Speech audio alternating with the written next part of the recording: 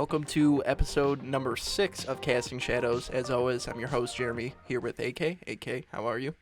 I'm doing all right. How about yourself, Jeremy? Not too bad. We have quite a few topics here, and a couple Death Shadow kind of topics here that we're excited to talk about. Over towards the end of February, we had 3 events that were fairly large modern events that we want to talk about. So first up, SCG Modern IQ Levittown. First place, get this, Is It Delver? I didn't know this was an alternate universe with Is It Delver. Wow. I know it's a capable deck, but I'm a little surprised because Delver is a card that everyone wants to work in Modern, but we don't have the cantrips like Legacy, Ponder, Preordain.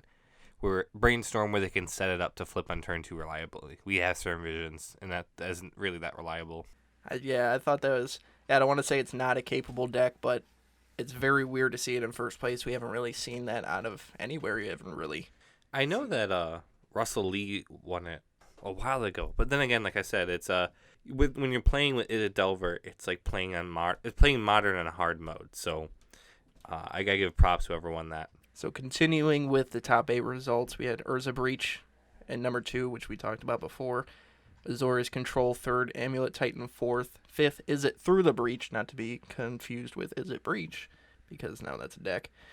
6, Old Trusty Grixis Death Shadow, 7, 4-Color Snow, and 8, Jund Death Shadow. So we had 2 Death Shadows in the top 8. What do you make of that? Well, I mean, for those who are saying Grixis Death Shadow is unplayable, you can not say that anymore because people are still playing it. Like I said, I think it is in the best spot right now with Veil of Summer and Once Upon a Time, and I think 4-Color Shadow edges out when it comes to getting access to those really powerful green cards. At the same time, though, like Grixis Death Shadow is one of those decks that's very capable of winning if their draws line up right and their deck cooperates with it. You know, I almost think that Grixis Death Shadow is like those like a prima donna football star almost. How they're great some days, they're gonna be the star player, and the next week they kind of don't want to cooperate. They don't come out of the locker room. They get angry at the coach, and your deck ends up drawing like 4 lands in a row, and you're milling over all your threats. So I think Grixis Death Shadow is in a really interesting spot. Like I said before, if you really want to challenge yourself, I recommend going out and playing it, and really trying just to beat the Modern metagame with a deck that it is underpowered, but it could still win for sure. Now, I was interested to see, we're going to get into it a little bit later in the show, but interesting to see a Jund Death Shadow take place in the top 8.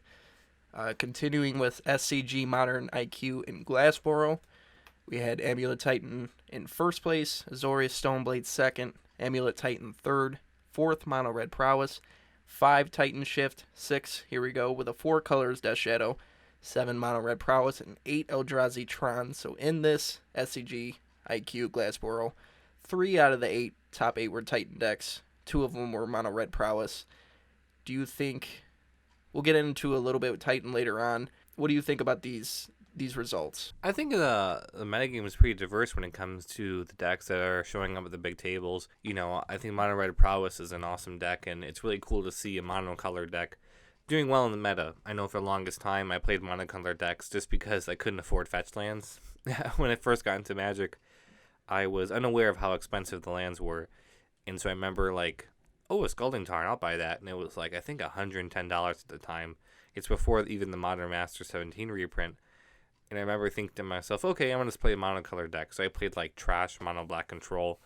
But it's really cool to fast forward today to somebody wanting to get into Modern.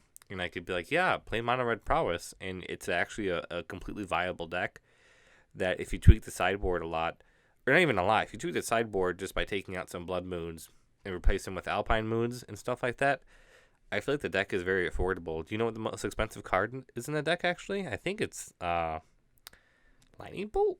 Or no, I think it's actually... I don't know why my voice got so high, by the way. You said Lightning Bolt? I know. I swear I'm not going through puberty. I actually think it is the Horizon lands, correct? Those are the most expensive parts? Yeah, because some of them run Fiery Islet, some of them run Sunbaked Cannon. Mm-hmm. Looking at the price here, going off the MTG Goldfish Blood Moons, the most expensive Manamorphose has gone down significantly since Mono Red or like Is It Phoenix and all that kind of disbanded. $38 for 4 copies. So yeah, the deck overall they say it's around $230, which is kind of unheard of. That's really good for Modern. And it's competing at the big tables. Like it's showing up at large events and it's winning game. And I think that's super cool that I can point a new player to be like, yeah, check out Modern Red Prowess if you really want to like get into Modern on a budget and be able to play it and win tournaments. And that's kind of awesome. I really like that a deck like that is doing well. I would like to see more monocolor decks do well. I know like the Jace Leveler combo deck was kind of big for a bit, but then disappeared. It was basically a mono blue control deck with Jace Wielder of Mysteries, and you play I forgot what's, I know it's Leveler, but I think it's just called Leveler.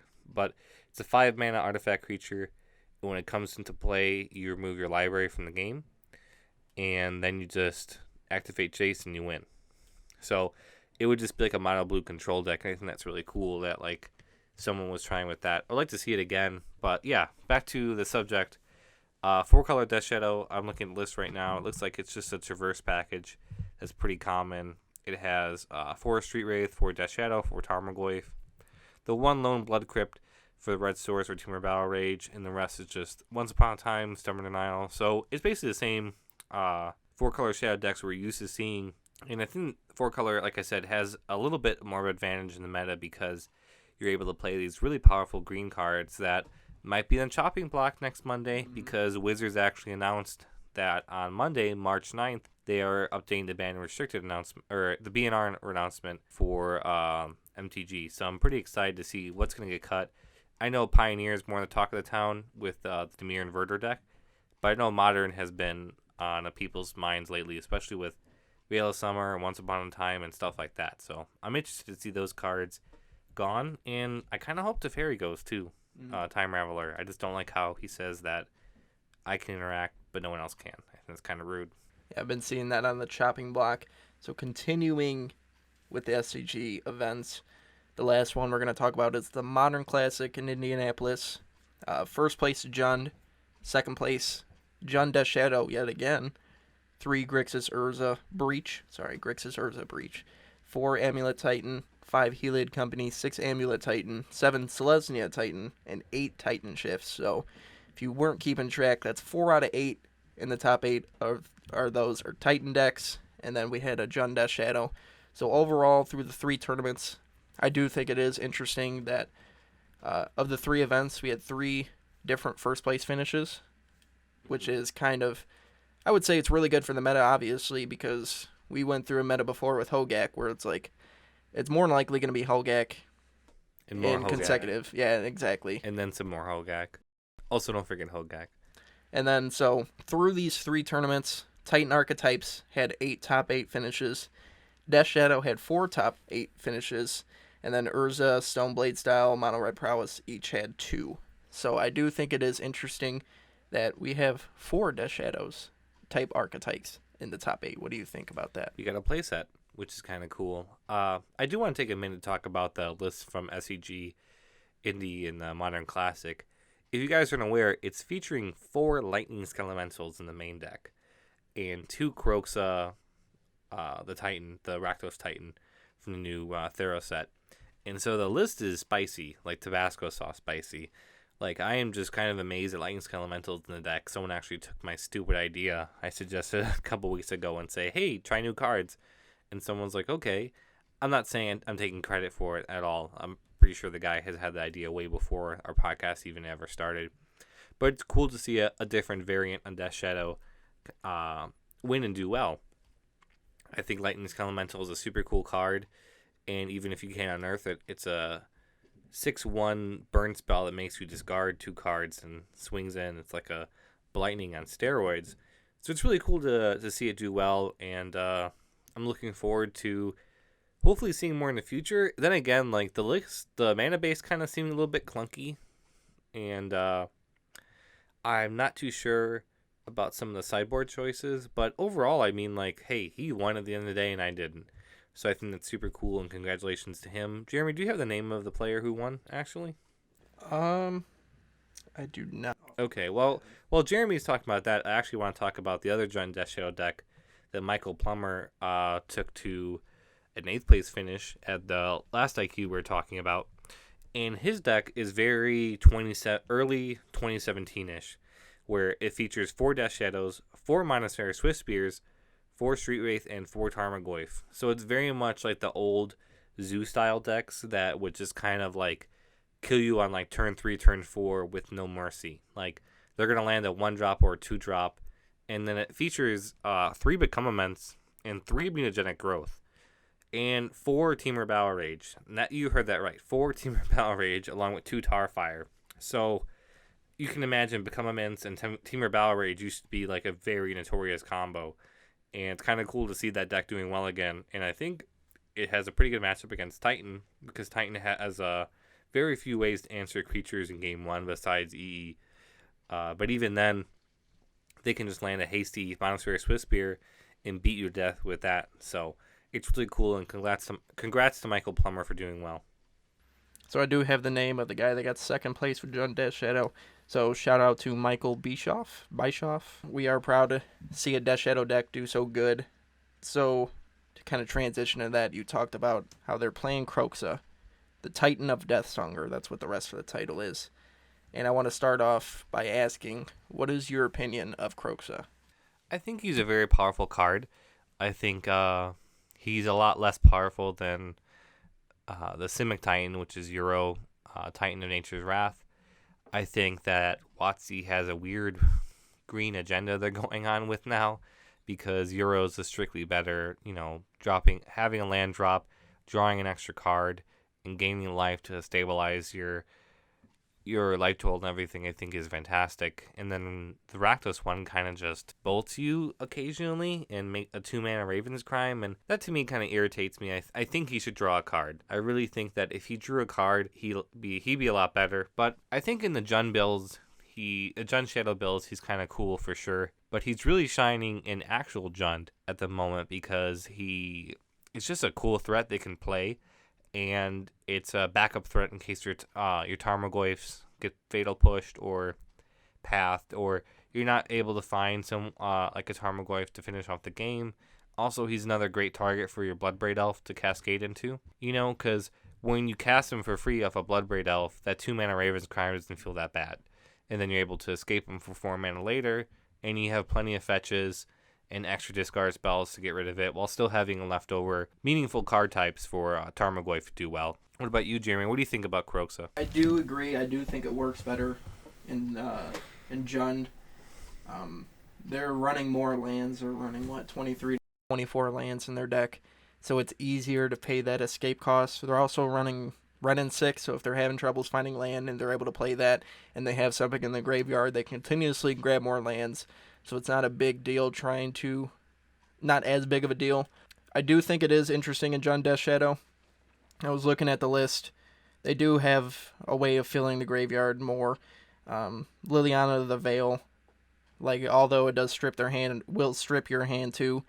They are playing 1 Red and 6, like I said, so they're able to kind of buy back their lands, and they're playing 19 lands, which is 2 more than Grixis Death Shadow. Mm-hmm. So they're more apt to be able to play it. I do not foresee it in any other color combination for Death Shadow. I think it can kind of work in Jund. They are playing 2. But as far as Grixis Death Shadow or 4-color Shadow, definitely 4-color Shadow, because you're running 1 Blood Crypt. There's basically no way you're going to be able to get. So yeah, scratch that. Yeah. But Grixis, so we were talking before that someone was trying Kroxa in Grixis. I think a lot of players want to try Kroxa in Grixis Death Shadow. And I want to take a minute to express my opinion. It's a resounding no. I do not think that Kroxa is good in GDS, for the sole factor that he is 4 mana. If he was not 4 mana, if he was 3 mana even, I could see us maybe playing a 1 of him, or maybe he's a sideboard card, or a 1 of threat in the main, like I said before. But I do think that he's just too expensive and too bulky for the deck. He's 4 mana plus a Delve 5, right? You have to escape 5 cards, which is essentially like a pseudo Delve. So you're asking a lot of your deck. And Grixis Death Shadow is a deck that functions on, historically, like 2 to 3 lands, and then 4 is where they want to stop. They don't want anything more than 4, because now we just feature 1 Culligan's command in the main. So Snap Culligan's command hardly happens anymore, unlike the older builds that was like there's grinding power. I don't think Kroxa is good in Grixis. He's just too slow. And again, like I said, if he drew you a card, I could see it.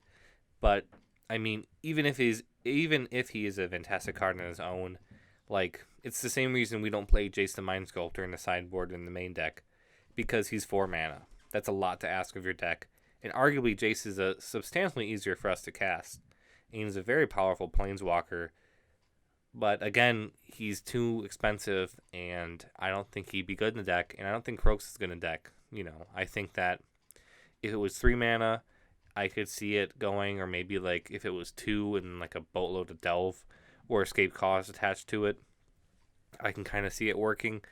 But I think Croxus is too expensive, and the possibility you're going to mill over your Blood Crypt or your Steam Vents into the graveyard, in most GDS lists are only playing like 1 Blood Crypt, 1 Steam Vents. You get rid of one of those sources, and that's it. You can't cast him from the graveyard. Because if I'm correct, his escape cost is double red, double black. Mm-hmm. Yeah, so you get rid of one of those in a Thought Scour on turn 1 or turn 2, and guess what? You can never cast him, and he just kind of rots 2 mana Raven's Cry. So I think Grixis does not want to run him. I think he works great in Jund. I think he's cool to have. And I also think if Mardu ever made a comeback, I could foresee him and Mardu for sure, because they're able to play a much slower game, and they have access to tweak their lands a bit, more or less. I know they're Orzhov basically splashing red for Battle Rage and some sideboard cards, but then again, they're very slow. Like, they're already playing Ranger Captain of Eos, so I can foresee it in a Mardu build as well if it ever makes a comeback for sure. What about you, Jeremy? What do you think about Kroxa? Yeah, I completely agree. I do believe that Grixis is missing just a little oomph. Gurmag Angler, Death Shadow, fantastic creatures, but I do feel like it is missing a little something. But I do not think that Kroxa is the answer. Like you talked about, unless you're able to get it in the graveyard, it's going to be completely horrible to have in your hand, because you have to pay 2 mana. You have to, when it enters the battlefield, sacrifice it unless it's escaped. So that's 6 mana if you have to cast it out of your hand, on top of pseudo-delving 5 cards. That's not good, and that's something that Grixis Death Shadow does not want to do whatsoever. Mm-hmm. And even if you get it in the graveyard, that still is 4 mana to, and then delve 5 for a 6/6. So I get why they're trying to do Kroxa, because like it's a 6/6 Raven's Crime. It is interesting, but the cost is way too high for it. And in a deck that plays Mishra's Bauble because it's 0 and fills up the graveyard, and all these 1 mana spells, and Gurmag Angler, which is more than likely going to be 1 mana, Thought Scour 1 mana, it just seems completely out of place to play a maybe 4 mana creature that you can keep, and possibly either just use it as a Raven's Crime to bolt you. Yeah, if they're able to. I think that the appeal of Kroxa is it's another threat, right? Like, it's another big boy threat that we can deploy. But at the same time, I don't think that it's as potent as most people would like to be. I think that Kroxa, like I said, if he drew a card, he'd be so much better, And I think the biggest thing with him being 4 mana is you're going to have 5 mana up, or you're going to have 5 mana total, 4 mana to cast him, and then 1 more mana to have Stubborn Denial up to protect him, right? Because historically, we do turn 2 Gurmag Angler, where we deploy Gurmag Angler, and we leave up a blue land to be able to stub whatever they play, or protect our Gurmag Angler and tempo them out, right? But now with Kroxa, we have to kind of have so much mana up to play this card and to protect him as well. I don't think he belongs in GDS. Like I said, the Mardu and Jund builds, you can kind of get away with getting him in there. I think he belongs in the slower mid-range decks like Jund, or our friends actually at Lizards of the Coast, who run a pretty cool YouTube channel and Twitter. One of their creators, Mark, put up a black-red Kroxa mid-range deck, right? With Blackleaf Cliffs, with Seasoned Pyromancer, with Kroxa. So it was a very callback to those black-red mid-range decks like Mardu Pyromancer and the black-red mid-range deck that was popular last year for a little bit. It's a callback to those decks, and I think Kroxa fits great in there. He's awesome. He's a cool card that they have so much discard, they're able to leverage it, and then it comes down and they have Lightning Bolts as well in the main deck and everything like that. So it goes along with the deck pretty well, right? And their mana is I think Mark said he was running like 20, 22 lands, so perfectly fine, able to escape Kroxa pretty easily. But GDS in 17 lands, and sometimes only 2 of those will produce red mana, is very risky while playing 4 Thought Scours. And I'm running 3 Sources of Red with an extra Blood Crypt, but I know I'm in the minority, and most players like having an extra Scalding Tarn. So, yeah, my final vote is Kroxa does not belong in GDS. But then again, if you guys are running it and you guys are having success and you guys are enjoying it and loving the card, do not let us, like, rain on your parade. You know what? Like, Magic is all about doing what you want in individuality and having fun while playing the game. So if you're at FNM and you're loving your Kroxa and you're like, man, this is cool. If you're at big tournaments and you're doing well with it, you know what? That's awesome and more power to you. And, you know, maybe I'll look like a giant clown next week when Kroxa tears up next tournament. And I'm kind of sitting here. I'm like, man, maybe it does belong in GDS. But as of right now, my opinion is no. Yeah, definitely let us know if you are having success with Kroxa, because I do believe that it is an interesting card. I just don't see the place of it in Grixis because, like you said, we're playing 17 lands. And Jund Death Shadow can kind of get away with it because they're playing 2 more lands than us. They're also playing Ren and 6 to buy back lands. We don't have that luxury with Grixis Death Shadow. And then the point you made was pretty important, how we like to deploy a Gurmag Angler, how we like to deploy Death Shadow, but we want to leave that blue open for Stubborn Denial. So if we're on 5 lands with Grixis Death Shadow on the battlefield, it's usually not a good sign for us. That means that we're flooding out, that we have nothing, that we're basically going to get stomped over.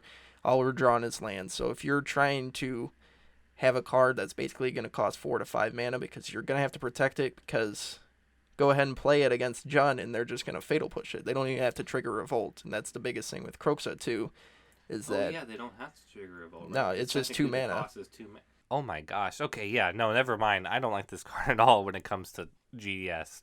Because Jund is making a comeback, right? Because they're running Kroxa of their own, and Jund players are having a heyday with, you know, being back in the spotlight for a bit and everything while Titan is dominating and whatnot. So, yeah, they're going to Fatal Push it, and it's going to be a bad day for you. So, in that case, yeah, it's just too much to protect.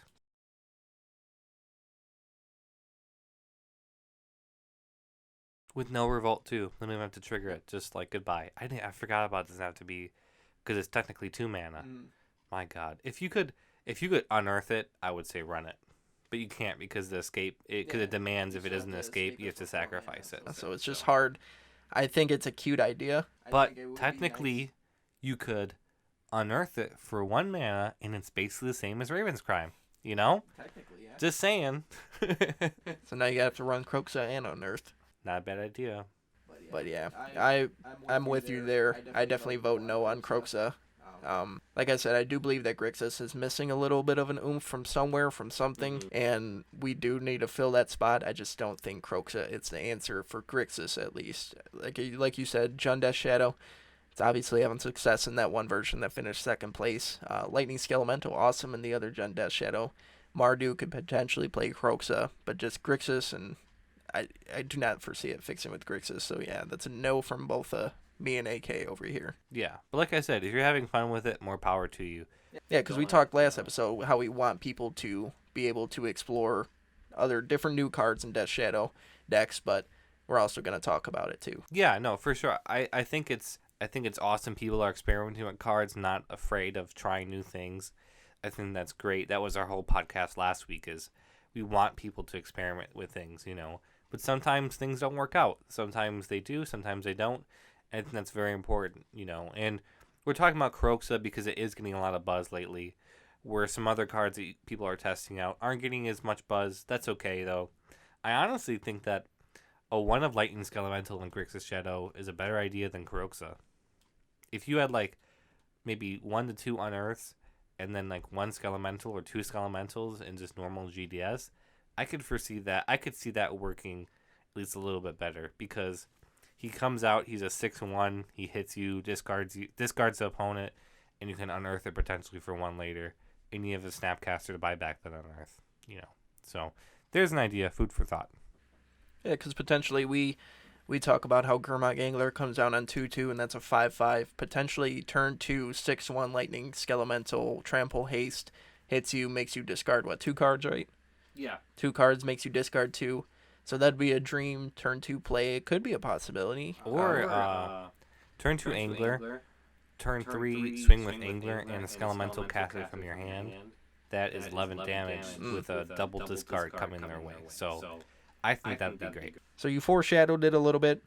Magic the Gathering put out a tweet in 1 week on March 9th. There'll be a banned and restricted list update. Now, they kind of left it really vague, and that kind of got creators and YouTubers in a frenzy getting ready to talk about all the different topics because they did not say whether it's going to be standard, whether it's going to be pioneer or modern. They just said that there's going to be an update somewhere. Or limited. Don't forget about the limited. Or that too. Yeah, don't forget about or that. Penny Dreadful. Don't forget about all these. Or Brawl.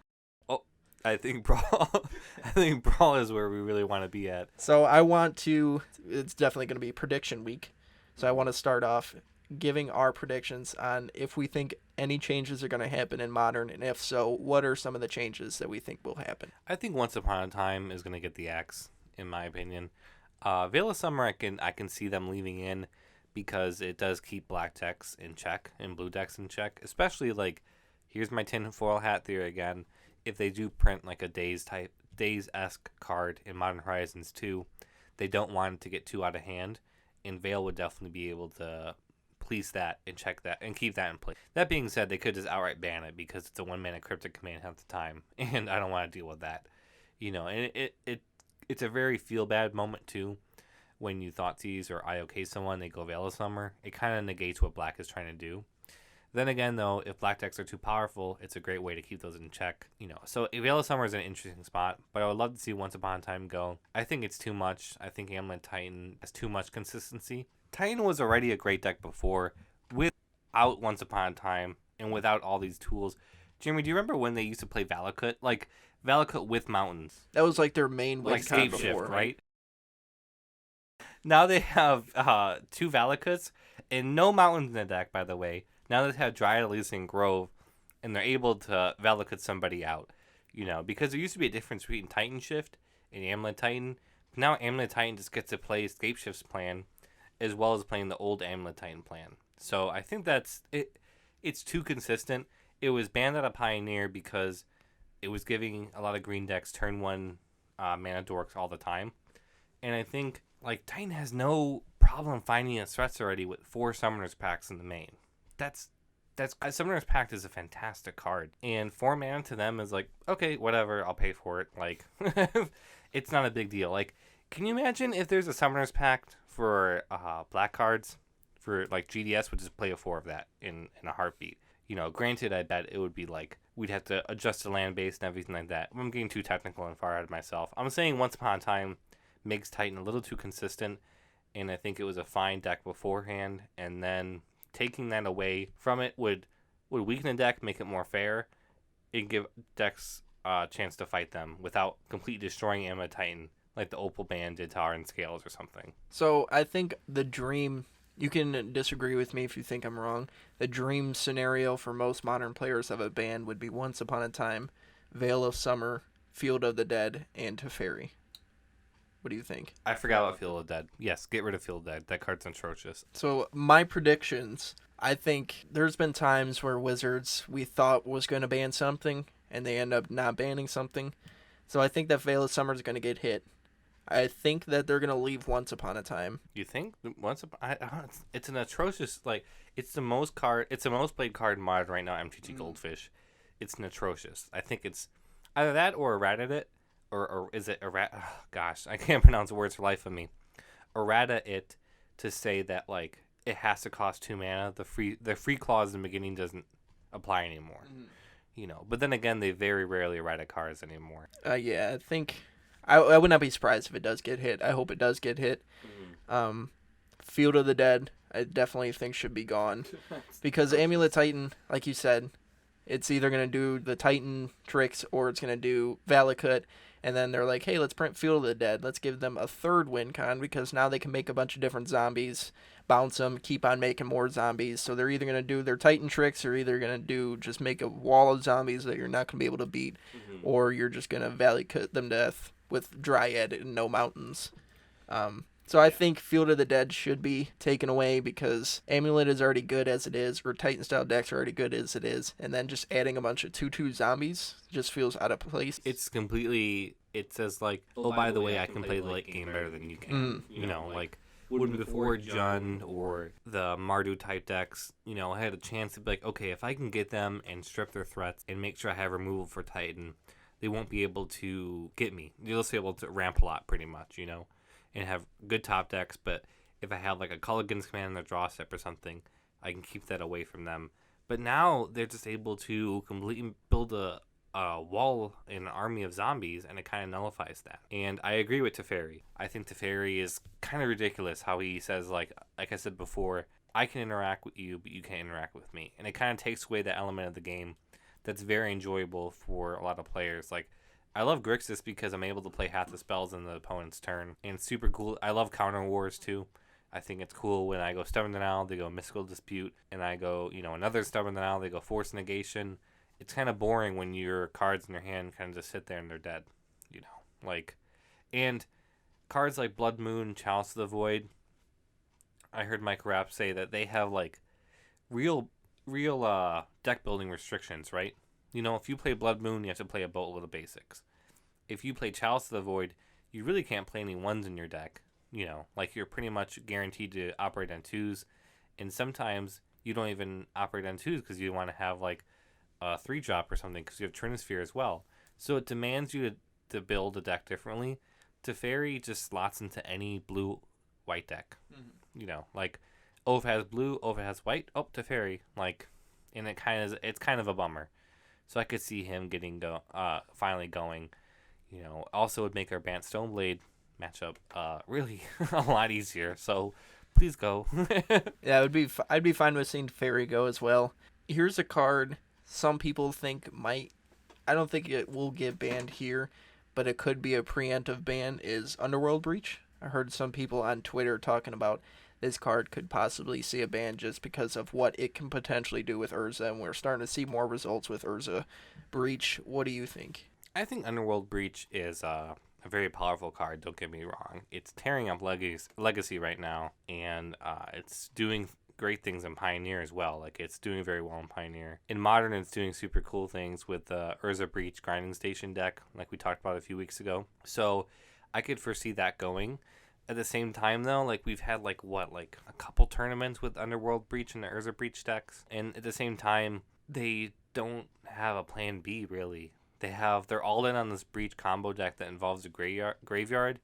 And if you go Leyline of the Void or Tormod's Crypt or Surgical Extraction, they kind of just don't really have a plan besides Urza and Thopter Sword. And then their Urza and Thopter Sword is a combo as well, but I mean, it's a lot more beatable than something like, you know, KCI would be, or Hogak on turn 2. You know, not saying Hogak was a combo deck, but you get what I'm saying. Like, it's a very beatable deck, I think. You know, and I think it's a little too early to tell. A couple months from now, all we see is Urza Breach everywhere. Yes, I think then it's time to reassess things, you know. That being said, GDS is a natural predator for these combo decks, like the Breach decks, you know, because during KCI, I love playing against KCI. It was so much fun. I mean, their win con was a 4-mana artifact that was just like, said, please Stubborn Denial me, like, every time, I swear. You know, maybe turn 3 they had Opal, but even then, half the time I would make them discard it or something. You know, it was just such a nice matchup. Thank God they didn't have Veil of Summer. That's all I'm thinking about. But I want to touch on something real quick. You know, all the bands that you listed, all the bands that we have listed, you want to hear something kind of crazy, is they're all standard. They're all in standard sets from this past year. You know, I think that's kind of, you know, Field of the Dead, M20. War of the Spark, Teferi. Underworld Breach, Theros Beyond Death. Once Upon a Time and Veil of Summer. Veil of Summer was M22, I believe, and then Once Upon a Time was Throne of Eldraine. I think it's kind of crazy we have standard sets that are this powerful now. Where we used to have a standard card kind of filter in maybe as a one of or two of in some decks for a little bit and then fade away. We have a card that's powerful. Cards as powerful is kind of crazy. We have more cards on the chopping block right now than Modern Horizons. Because Modern Horizons, had Hogak, and that was it, right? That's what got banned out of... I'm pretty sure that's the only thing that got banned out of there. Because it gave us some powerful cards, obviously, like Ren and 6, but nothing to the level of some of these cards that people are like, this needs to go. Urza was, on the chopping block for a bit, but Oko was the one who kind of pushed those... Oko kind of pushed those... Again, a standard set. Throne of Eldraine, right? Throne of Eldraine. I think that's kind of crazy. Because Urza, everyone's like, oh my gosh, he's so powerful. And he is very powerful. But Oko kind of gave him steroids. So it's kind of crazy that Hogak is the only thing in Modern Horizons that's gotten banned. I know Plague Engineer, tribal players are not a big fan of him. Gee, I wonder why. But I think he's an important asset to keep those decks in check. That being said, the fun tribal cards, or the fun tribes like goblins or elves or merfolk, I do feel kind of bad because he was meant to hate on humans, I feel like. And those decks got hit too, even though they weren't really huge forces in the meta. But it's kind of crazy that Modern Horizons is this crazy powerful set that everyone thought it was going to be. And then only a handful of cards turn out to mean anything versus a standard set that comes out and it's like, wow. I think the power level is insane now, But So I want to ask you, we're talking here about our bans, we're giving our predictions, and usually when these announcements get talked about, also the way Wizards did it was kind of weird because they kind of did away with the weekly announcements and then send out some like real vague text or vague tweet about trailer it. For the trailer. Basically, felt like to me. I thought it was weird, but getting back on track here, we always talk about what's going to get banned, but we never talk about the possibility of something getting unbanned. Do you foresee possibly anything getting unbanned, possibly in Modern for this? Please unban Preordain. I've been waiting for Preordain. I have like Japanese foils in my room just waiting to be like, please play me. I would love for the Preordain to get unbanned. That being said, I think it's a slim chance because Wizards doesn't care enough to unban it. Splinter Twin, to see that unbanned would be kind of cool. I know people have been wanting Splinter Twin to be unbanned for like years now. Ever since it got banned, people were like, please unban it, like right away. And then once they unbanned Stoneforge Mystic, they're like, come on, like where's it? I know. I think that's kind of cool that Mystic's got unbanned. So therefore that like, well, there's hope. Like there is hope now, I think. If Stoneforge Mystic is unbanned, I do think there are hope for Splinter Twin and Splinter Twin players. So hang in there, guys. Yeah, I agree with that. I could see it being unbanned for this one. I think that's probably the only card they would probably consider just pure, like based solely on the fact that so many people want it to get unbanned. So many people are calling for it on Twitter and all that they're just hoping that Wizards releases this. Some other card that other people were talking about, like you said, was KCI, Card Clan Ironworks. I don't foresee that getting unbanned. It's too boring. I think that's the biggest thing. They banned it for a reason. Splinter Twin is very interactive. Splinter Twin has permission spells, bolts, creatures. It can turn into like an Izzet mid-range deck or Izzet control deck. KCI has one plan, and the plan is very boring. I'm sorry if I offended any KCI players out there. I don't think it's like an easy deck to play. I think it's a very complex deck. I think it takes a very highly skilled player to play it. That being said, I've been on the other side of it sometimes when you guys go off and everything. And I'd rather be playing against Ad Nauseam or Storm because I know they can kill me at least in a much quicker time period. And I think if they ban Michael Synthladis, calling the gameplay not fun, any potential hope for Card Clan Ironworks unbanned is very unlikely just based on that because like we don't want to offend, but KCI was not fun. I think some pilots would even agree that it was just like not fun. But I don't know. If they ban Ironworks for that reason, I don't see KCI getting unbanned. Yeah. Also, I think that if KCI got unbanned, I don't know if it'd be that. I mean, like KCI with Urza kind of scares me, that's for sure. Mm-hmm. But also, like Eldrazi Tron still plays Karn the Great Creator, and that says 4 mana, your deck doesn't work now. So I feel like that'd be kind of cool to see like that battle. But then, like I said before, I don't think Wizards is ready to unban KCI because the gameplay mechanics were not that fun, for sure. So that's going to wrap up our predictions here. Our last and final topic is something me and AK were really excited about. We talked about it, I believe, either last podcast or the podcast before. Julian Grace-Martin finished 12th place with GDS.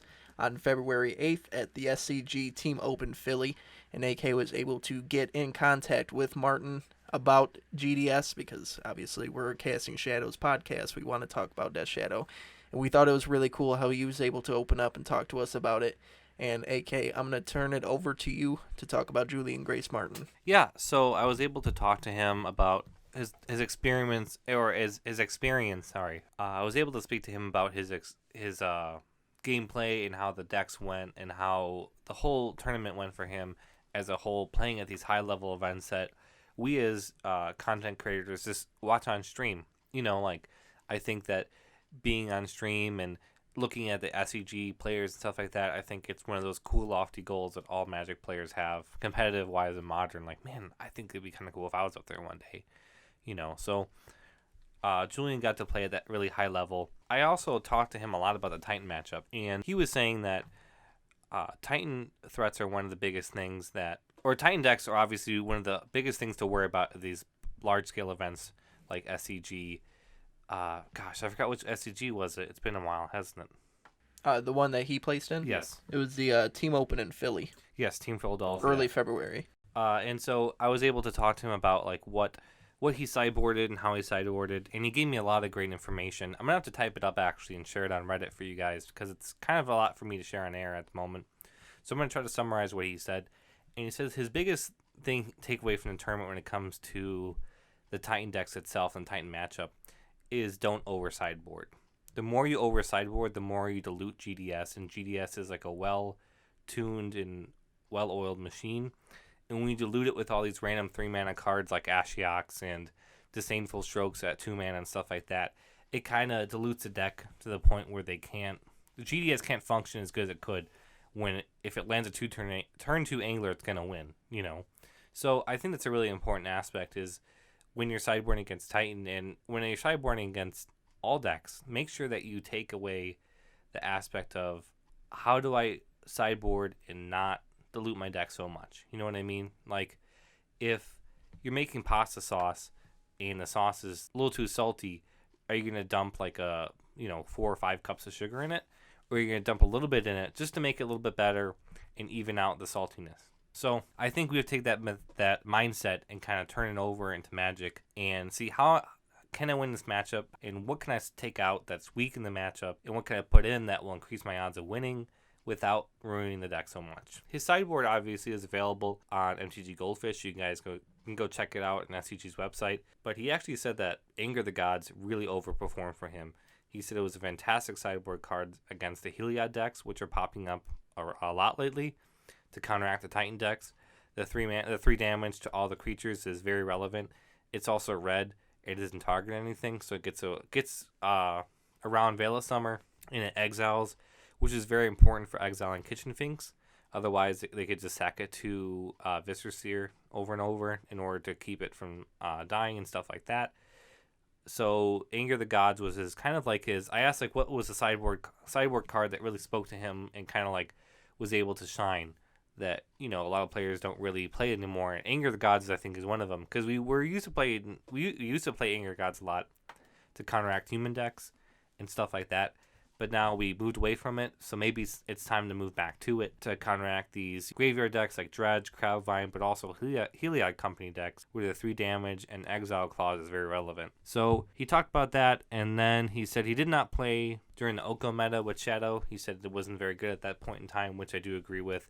I think it was good for a very short period of time when the Oko decks were still trying to figure out what kind of deck they were, but then got too much. But yeah, so he said basically stop over sideboarding. Try to tune your deck in a way it doesn't dilute the deck, but it just helps it enough to push it over that edge. If he needs a little help of winning, this is how you win. So I have to thank Julian for all the time today and all the stuff that he said to me and everything. Like I said, I will put it all in a maybe like a Google Doc and share it via Twitter and Reddit and maybe in the Discord app for those of you in the Shadow Cabal Discord app created by Macro Rap and stuff like that. So that's going to wrap up today's episode. It was really cool, Julian, to do that for us. It's really great to be able to talk with somebody that's been there on the competitive scene and obviously had some success on the competitive scene. So real big shout out to Julian for being able to talk with us about it. And I also want to shout out our viewers that have been commenting on YouTube with questions and just the overwhelming praise that we really do. We read every comment that you guys do post, and we try to reply to them in a timely manner. Sometimes it is hard. Both of us are college students. So we really do appreciate you guys commenting on that, and then we want you to keep on doing that so that we can try to have this discussion with us. We don't want us to just be something that you listen to. We want us to be something that you can talk to. Like, we're having a conversation with you, you guys can have a conversation back with us, and that's something that we really enjoy. Yeah, it's really fun to be able to communicate with fans, and we're gonna have to do one of those fan question podcasts sometime soon. That being said, my final note I want to leave on is this weekend, a lot of the SCG Invitationals are this weekend. Mm-hmm. So, I know there's one in North Carolina, there's one here in Chicago, there's one, I think, on the West Coast and the East Coast, like everywhere pretty much this coming weekend. And I know with the coronavirus going around, people are having some concerns with tournaments and stuff like that. There's a GP in, I think, Europe just got canceled over concerns of the coronavirus. So it's very a serious thing, and I think it's very important to practice good hygiene. So don't be afraid to bring a bottle of hand sanitizer, maybe some Kleenex or Clorox wipes. So after you in between you grabbing food or something, don't forget to sanitize your hands and practice good hygiene. Sneeze into your elbow, not like out in the open. Sneeze into your shirt, and maybe if you don't want to shake the opponent's hand, maybe just do a fist bump or something like that. Like, people understand that right now there's a lot of stuff going on with this virus, and it's a very real and serious thing. So it's very important to practice good hygiene. And, we're better than that, guys. Come on. We don't want that stereotype of the sweaty, stinky Magic player going to the tournament. We want to be clean and practice good hygiene and health. So hope everyone stays safe out there. Good luck if you're going to SCG. I do want to echo that sentiment. Good luck to all of our Death Shadow pilots that are going to be doing all these regionals. And to contact us, Twitter, Casting Shadows 9, at Casting Shadows 9. Our Twitter page will be on the description and on the video of the screen. And you could also contact us through hashtag Casting Shadows. Don't forget to put your questions in so that we can do a question-based episode of Fan Questions. And that's going to wrap it up. Thank you very much. As always, I'm Jeremy, here with AK.